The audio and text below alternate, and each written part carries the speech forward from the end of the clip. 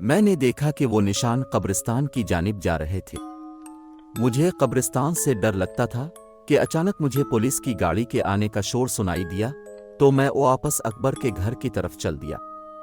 میں نے اپنا تعارف کروایا اور کہا کہ یہ نشان قبرستان کی طرف جا رہے ہیں اور وہ قاتل بھابھی کو قبرستان کی طرف لے گیا ہے۔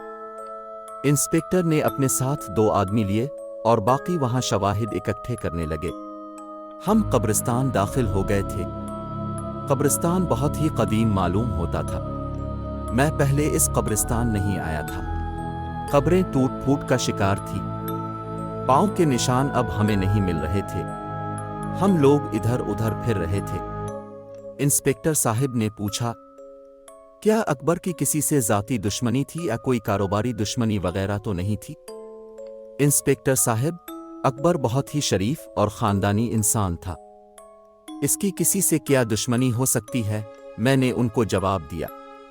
تو پھر انہوں نے پوچھا کہ اچھا تو اس کی شادی کب اور کہاں ہوئی تھی اور اس نے بینک سے چھٹی لی تھی؟ میں نے جواب دیا، سر، صبح اس کی بینک میں حاضری تھی۔ ثنا بھابھی سے اس کی ملاقات ایک پارٹی میں ہوئی تھی۔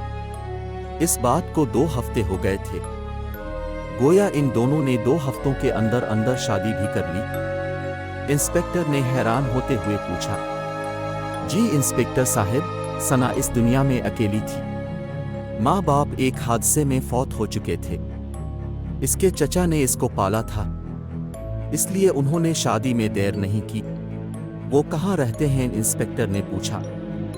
وہ بھی اسی شہر میں رہتے ہیں، وہ بھی شریف لوگ ہیں۔ شادی کے دن میں ان کے گھر گیا تھا۔ بہت نیک دل اور اچھی فیملی ہے۔ اچانک سپاہی نے آواز دی، انسپکٹر صاحب، یہاں پر ایک لڑکی پڑی ہے۔ ہم لوگ ایک درخت کی طرف چلے گئے۔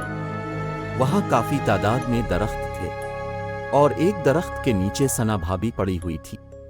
میں یہ دیکھ کر حیران ہو گیا کہ وہ نشان بھابھی کے پاؤں کے ہی تھے، کیونکہ اب ان کے پاؤں پر خون جم چکا تھا اور وہ بے ہوش تھی۔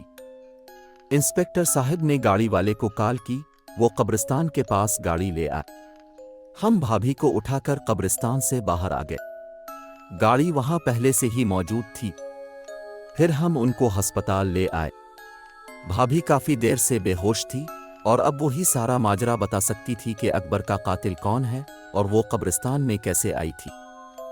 میں اکبر کے کفن دفن میں مصروف تھا۔ اکبر کے بھائی اور والد بھی گاؤں سے آئے تھے۔ اکبر کا بڑا بھائی اکرم بہت پریشان تھا کیونکہ وہ اپنے بھائی سے بہت پیار کرتا تھا۔ والد کا بھی یہی حال تھا، وہ تو اکبر کی ضد کی وجہ سے خاموش تھے۔ اکبر ہی ضد کر کے شہر آیا تھا اور بینک میں ملازم ہو گیا تھا۔ شادی بھی اس نے اپنی پسند سے کی تھی۔ سب ثنا بھابھی پر شک کر رہے تھے، طرح طرح کی باتیں کر رہے تھے۔ شادی کو تو کچھ دن ہی ہوئے تھے اور ابھی تک اکبر کی چھٹی بھی ختم نہیں ہوئی تھی، تو ثنا بھابھی پر شک کس طرح کیا جا سکتا تھا؟